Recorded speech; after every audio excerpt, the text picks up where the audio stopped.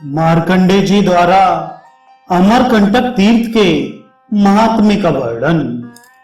मार्कंडे जी कहते हैं, अमरकंटक पर्वत के पश्चिमी किनारे पर सभी पापों का नाश करने वाला और तीनों लोकों में विख्यात जलेश्वर नाम का एक हिरद है।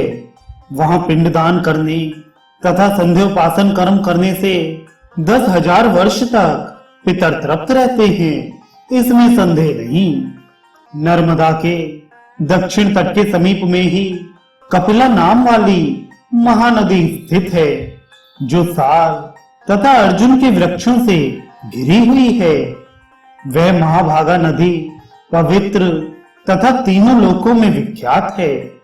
युधिष्ठिर वहां 100 करोड़ से भी अधिक तीर्थ हैं। कालक्रम से जो वृक्ष उस तीर्थ में गिरते हैं, वे नर्मदा के जल का स्पर्श प्राप्त हो जाने के कारण परम गति को प्राप्त होते हैं। दूसरी महाभागा शुभ नदी विशल्य करणी है। उस तीर्थ में स्नान कर मनुष्य तत्क्षण ही शल्य से रहित हो जाता है। राजश्रेष्ठ, यह आप्त श्रुति है कि ईश्वर ने इन कपिला तथा विशल्य नाम की दोनों नदियों को प्राणी मात्र के कल्याण करने का आदेश पहले से ही दे रखा है। नराधिपति उस तीर्थ में जो शास्त्रीय विधि से अनशन व्रत करता है, वह सभी पापों से मुक्त होकर रुद्रलोक में जाता है।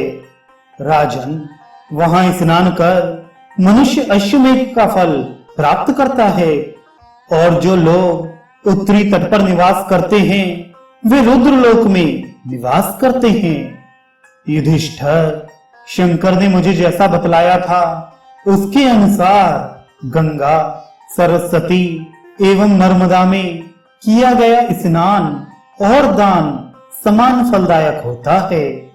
जो अमरकंटक पर्वत पर प्राणों का परित्याग करता है, वह 100 करोड़ वर्षों से भी अधिक समय तक रुद्रलोक में पूजित होता है।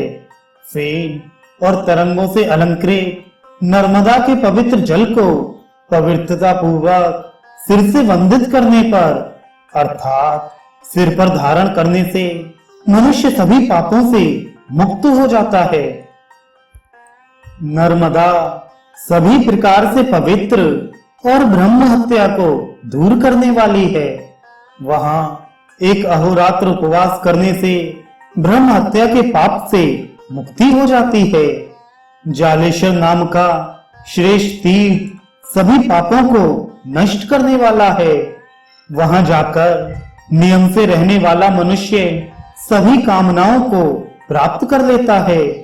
चंद्र तथा सूर्य ग्रहण में अमरकंटक की यात्रा करने से मनुष्य अश्वमेध यज्ञ से 10 गुना अधिक पुण्य प्राप्त करता है। यह पुण्यप्रद श्रेष्ठ पर्वत अमरकंटक देवताओं तथा गंधर्वों द्वारा सेवित नाना प्रकार के वृक्षों और लताओं से परिपूर्ण एवं विविध प्रकार के पुष्पों से सुशोभित है। राजन, यहाँ देवी पार्वती के साथ महेश्वर और विद्याधर गणों के साथ ब्रह्मा, विष्णु तथा इंद्र भी स्थित रहते हैं। जो मानव अमरकंटक पर्वत की परिक्रमा करता है, वह पौंड्रिक यज्ञ का फल प्राप्त करता है।